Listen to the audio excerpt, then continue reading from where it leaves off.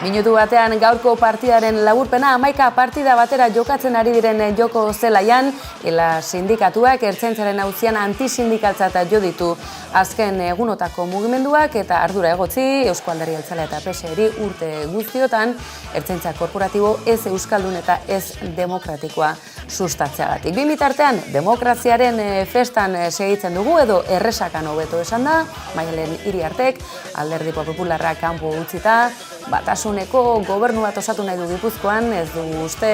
halako urratsik egongo denik, baina izue proposamena mai gainean egon badago, ea zer dioten gainerakoek, eta hori bitartean Alderdi Popularrak zokoan utzi nahi duten Alderdi Popular horrek araban nahi ditu, bai Laguardia eta Labastida, bestela nota hartuko dutela, esan du Iturgaitz jaunak, ezaztu, bodegen nauzia tartean dela. Eta denbora amatzen ari zaigun honetan, Nafarroa, Iruña, San Ferminak zer demontre gertatuko ote da, UEFA ere osasuna ikertzen hasia da, utziko ote diote bertsoa botatzen Arrasateri